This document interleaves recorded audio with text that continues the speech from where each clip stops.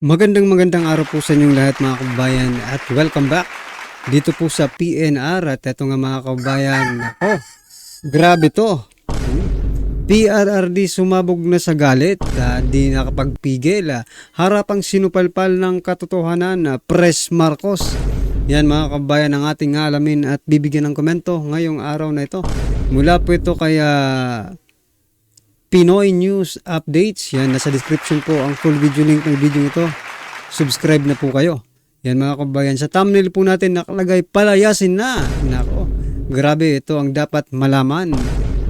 Kasi po mga kabayan, ito may share po ako sa inyo.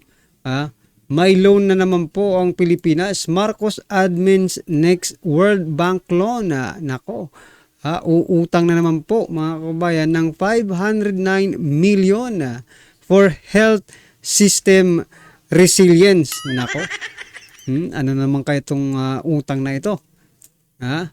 At ito mga kabayan, ipapakita rin po natin yung mga kongresista na dapat ay hindi po natin pagkatiwalaan or iboto ngayong darating na midterm election. At ito na nga, simulan na po natin. Dito po sa sinasabi kong uutang na naman ang administrasyon. Ito po mga kabayan, Marcos admin next World Bank loan. Nako, 509 million for health system resilience. Ito, bigyan po natin ng konting komento. Mga kababayan, lantarang panloloko na to. Sumasakit talaga ang ulo ko nito. Eto na nga, babasahin ko. Grabe. Marcos administration next World Bank loan, $500 million for health system resilience. Uutang na naman ang Pilipinas sa World Bank. Yari na naman. The Marcos Jr. administration will borrow $509.24 million or about 28.7 billion pesos from the World Bank to enhance health services in rural areas. Eto mga kabayan, parang wala naman silang ginagawa sa health, no? Kasi biruin mo, eto, ilang beses ko na po itong sinabi, i-share sa inyo, na dito po sa amin, maging sa ibang mga lugar, wala pong bakuna. Wala pong maintenance yung mga senior citizens. Walang bakuna sa kagat ng aso, yung sa rabies, di ba? Mga anti-rabies vaccine. Wala po eh. Tapos ngayon, mababalitaan natin, uutang. Saan napunta yung nakaraang pondo? Dito sa Department of Health, Saan napunta? Ang alam natin, every year may budget po ang Department of Health. At isa siguro diyan na mga budget diyan, malamang nandiyan sa mga gamot, di ba? Sa mga bakuna. Pati bakuna ng mga bata, mga babies, wala eh. Di ba? Tapos ngayon mababalitaan natin, uutang na naman po ang bansang Pilipinas. Ng $509 million. Kalokohan na ito mga kabayan, puro na lang po tayo utang. Yung pera ng PhilHealth, kinuha nyo na nga yung 89 point something billion. Di ba? Tapos ngayon, uutang na naman para sa health. Grabe, no? Ano sa palagay nyo mga kabayan? Tama pa ba ito? Wala tayong nakikita eh. Buti sana kung very abundant yung mga bakuna natin, yung talagang sobra-sobra na. Diba? Halos nga walang hindi na nakakapag-provide. Diba? Subukan nyo, pumunta kayo sa mga health center ninyo. Tapos balikan nyo yung video ito. Mag-comment kayo kung meron ba o wala talaga. Kasi dito sa amin, wala eh. Sabi rin na may nag-comment din sa last vlogs ko, mga kabayan, na sa lugar din nila. Walang bakuna. Tapos babalitaan natin ngayon, eto, uutang na naman. Saan napunta yung pondo ng 2024? Diba?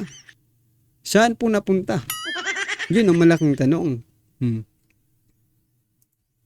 We are talking about healthcare and health services. nasaan na pala yung 90 billion PhilHealth funds? Akala ko ba sobra-sobra ang pera ng PhilHealth kaya gustong i-transfer doon mismo sa mga unprogrammed sa paggawa ng mga kalsada at tulay? So yan na nga mga kabayan, no? Health yun eh. Kailangan dapat sana related din po sa health. Kasi PhilHealth nga, di ba? Oh. Sana masagot to nila, no? Kasi mga kabayan, parang bingi sila, no? Talagang hindi nila naririnig yung taong bayan. Biruin nyo ngayon, uutang na naman po mga kabayan ng 509 million dollar. Samantalang eto, nagbenta pa lang tayo. Ang Pilipinas, ang gobyernong ito mga kabayan ay nagbenta pa lang ng 25 toneladang ginto, no? Benenta ng Bangko Sentral ng Pilipinas. Sana makinabang ang taong bayan diyan. True health, 'di ba? True health care. Diyan man lang kumbaga sa waray makaabay, 'di ba? Ano bang Tagalog ng makaabay? Maka-share, 'di ba? Magkaroon lang ng share yung taong bayan. Or maka-benefit, no? Yung taong bayan diyan sa pinagbentahan ng 25 tons of gold. Grabe kayo, tapos uutang na naman kayo ng 509 million dollar. Oh, lahat puro na lang pera. Wala namang project, di ba? Saan napupunta itong inuutang nila? Saan napupunta itong mga pinagbebentahan nila ng mga ari-arian ng Pilipinas? Ha? Hoy, mukhang history repeat itself, no? Kasi may nagko-comment yung tatay rin daw ni PBBM ay ganito rin ang mga ginagawa noon. Ha? Pero buti na lang yun kasi maraming project din. Diba? Maraming nakikitang project. I think doon na pupunta yung mga pera. Diba? Dito kay PBBM, wala namang project. Tama po yung sinasabi ni Tatay Digong. Yeah? President Ayuda. Kasi wala namang new. Yan ha. Sabi ni Tatay Digong, wala namang new. Ibig sabihin, bago. Bagong mga tulay na pinagagawa. No? Mga repair, wala naman. Kasi bago pa nga yung mga pinagawa ni Tatay Digong. Paano mo i-repair yan? Wala. Saan napunta? Yun ang malaking tanong natin dito mga kabayan. No? Dahil nga po dyan, dahil po dito sa mga tongresong ito, no? Walang nag-iimbestiga kasi ito, mga inayutak na ito, ito po yung sinasabi kong mga dapat nating iwasan. No? Bukod sa napakalaking buhayang si Lolong, ito, mga buhaya rin ito mga kabayan na dapat nating iwasan. Kasi nakikipaghalubilo na po ito sa ating kalupaan. Ako, itong mga tongreso ng Kamara. Isa-isahin na po natin. Ito po yung mga ito basahin ko muna yung sabi ni Sir Jason Sonsa. Isang paalala sa lahat ng nagmamahal sa malayang pamamahayag o freedom of the press. Itong mga nasa larawan ay mga pangunahing kongresista na nanggipit ng busal at kumitil sa malayang pamamahayag ng SMNI. Ako, radio and television, free-to-air channels and station. Nationwide yan mga kabayan. Sila ang mga sumagka upang hindi maiparating na sa madlang people ang tunay na larawan ng buhay sa Pilipinas, lalo na ang mga katiwalian at nakawan sa gobyerno. Yan Ito, paalala, kung nais ninyong maipagpatuloy ng bangag na gobyerno ang patuloy na pagsupil sa malayang pamakaalaman at pagbabalita, sige, ibalik nyo sila sa Kongreso para maghari ang kanilang kabaluktutan. Yan mga kabayan, paalala po ni Sir Jason sa ngayong darating midterm election. Anong masasabi nyo dyan? Ito mga pangalan mga kabayan. Raul Manuel, nasa Kabataan Party List. Arlen Brosas, I think kakandidatong mga senador ang iba dito. Franz Castro, party list ng ACT Teachers. Kakandidato rin po itong senador. Pero alams na rin yan.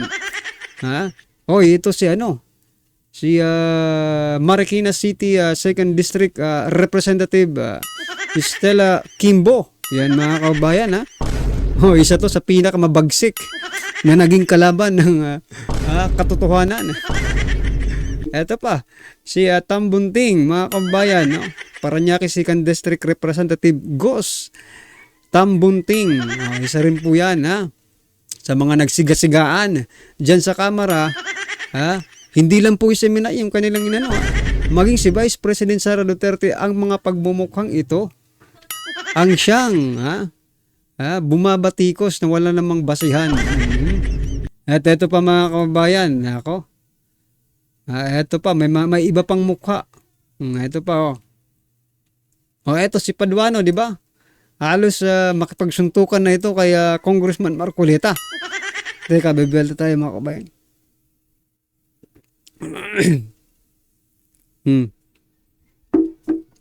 Itong si Joseph Stephen Caraps, Paduano.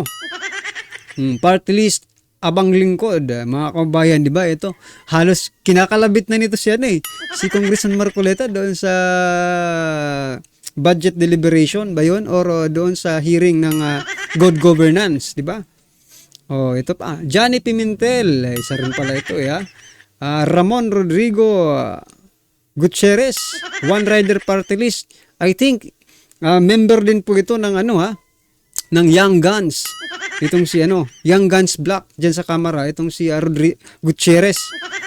Ito pa si Migs Nograles, mga kababayan, Margarita Attorney Migs Nograles. Party List PBA, mga kababayan. Tatakbo po ito sa wala na po ito sa ngayon, tatakbo po siyang mayor, I think, ng Davao City. Kakalabanin si dating Pangulong Duterte. Ito si David JJ Suarez. Quezon 2nd District Representative yan.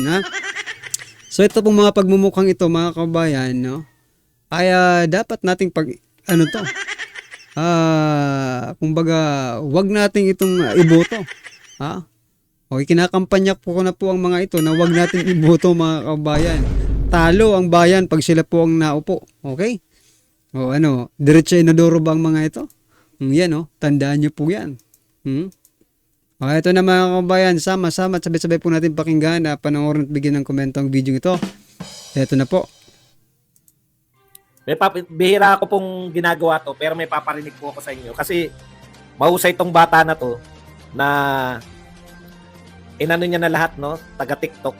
Sinabi niya na lahat yung mga kapalpakan. Alam niyo po ba na eto, pag nagtuloy-tuloy ito, ubos talaga tayo sa Marcos admin na to At tutulong tong mga senador na to, Tutulungan nila para wala silang sinabing babaguhin Nakikinig tayo lahat Ano sinabi ni Ramon Revilla? Nakilala po ako ng Mr. Budots, pero nakita niyo naman wala akong absent. Anong pakialam namin? Kahit ba-best in spelling ka pa Hindi po nagmamatter yan. Yung wala kang absent, kung pumapasok ka, tama. Grabe, mga kababayan, yun lang po yung irarason ni Senator Bong Revilla. Dahil wala siyang absent, so what? Ang importante dito, mga kababayan, kung ano ang nagawa mo para sa taong bayan, Hindi ka nga uma-absent, wala ka rin namang, for example na lang, pares lang kayo ni Senator Lito Lapid, di ba? Sa palagay niyo ba, uma-absent din yan si Senator Lito Lapid? Iyan na nga lang yung trabaho nila Ang pumasok na lang. Di ba? Ang pumasok na lang sa Senado ang trabaho nila. Ang pinupoint out ko dito, mga kabayan, ano ang nagawa ninyo para sa taong bayan? Hindi po yung wala akong absent Di ba? Ano man, kung alam nyo for example na lang, i-relate natin sa reality. For example, di ba? Sa classroom, di ba? May mga estudyante talaga na hindi uma-absent, Pero wala rin namang ginagawa. Pag tanungin mo sila, loading, di ba? Pero may mga estudyante naman na may uma-absent, uma-absent siya, Pero pag tinatanong mo naman, di ba? Nakakasagot. Ibig sabihin, mas productive siya eh, di ba? Kahit umabsent siya, mas productive pa rin siya. Hindi natin alam kung nung umabsent siya, di ba? Self-study siya sa bahay nila. Oh, kita niyo na yan mga kabayan. Hindi po nagmamatter kung palagi kang present. Mga naman, kasi pilay na, di ba? Galit na galit yan. Wala raw siyang absent. Puta. Wala kang... Pakinggan po natin to, ha. Guys, did you know that the FDIs of the Philippines plummeted by 36.9% from the previous year? It's because Okay. FDI. Ano ibig sabihin ng FDI? Foreign Direct Investment. Bumagsak po ng 39% from last year. Grabe, no? Ibig sabihin po, wala nang nag-i-invest sa Pilipinas. Meron naman, hindi naman literal na wala. Ibig sabihin lang, wala pong malalaking investment na tayo. Bagsak ang foreign direct investment natin. So yan mga kabayan, bagsak po ang foreign direct investment. Ang tanong ko ngayon, itong pagbebenta natin ng 25 tons of golds, no? Makakatulong ba ito to encourage, no? To papasukin, di ba? Yung mga investors dito sa Pilipinas. Sige nga, patunayan ninyo Marcos administration, PBBM, President BBM, ha? Kung talagang itong pagbebenta na natin ng gold, no, is very positive. Kasi positive daw eh. Advantage, di ba? Sabi nila, advantage para sa Pilipinas. O sige nga, mag-ano nga kayo ng mga investors. Ngayon na nagbenta kayo. Kung may pumasok bang investors dito sa Pilipinas. Diba mga kabayan? Kasi alam naman po natin na ang ginto ay back up po yan ng isang bansa. Ha? Kasi pag nag-collapse po ang buong mundo, as long as meron kang ginto, di ba? Maano pa rin, makaka-recover pa rin. Pero ngayong ganito ang ginagawa ng gobyerno, no? Hindi natin alam sa mga susunod na mga taon hanggang matapos ang termino nila. Ilan pang tunida ng ginto, no? Ang ibebenta. Hindi natin alam, di ba? Paano kung ibenta lahat yan? Yan ay opinion lang. Wala akong sinasabing ibinenta nila. Paano kung ibenta lahat ng ginto? Ano nang mangyayari sa Pilipinas? Di ba? Well, anyway mga kabayan, ano man po ang inyong reaksyon, opinion, kritisismo patungkol po sa video ito, ay comment lang po sa baba. Para at least alam po ng ating mga kabayan ang inyong pong opinion. Maraming salamat po. So yan mga kabayan, huwag niyo pong kalimutan patalsikin, ha? Patalsikin na natin ang mga hinayutak ng mga crooks ito, no? Kung malaki si Lolong na buwaya na nasa Leyte, sabi nga, natawa ko dun sa ni ma'am, nakalimutan yung pangalan. Nag-post, no? Sabi niya buti nga sa Davao City, kung manalo si dating Pangulong Duterte, magkakaroon kayo ng mayor na dating presidente, no? Kami dito sa Leyte, kapag nanalo si Romualdez, malaking parang nangihinayang siya kasi si Lolong lang daw ang si Lolong, di ba, yung napakalaking buhaya. Malaking buhaya daw ang maluluklok sa Leyte. Well, nasa naman yun yan eh. Nasa sa inyo po yan kung iboboto nyo o hindi. Pero much better not, mga kabayan, di ba? Oo, mas maiging wag nang iboto yan. Kasi manganganib po ang buong bansa, ha? Yan po ang totoo. Yan mga kabayan, ano man po ang inyong reaction, i-comment na lang po. At don't forget to like, share, and comment mga kabayan. Maraming salamat po.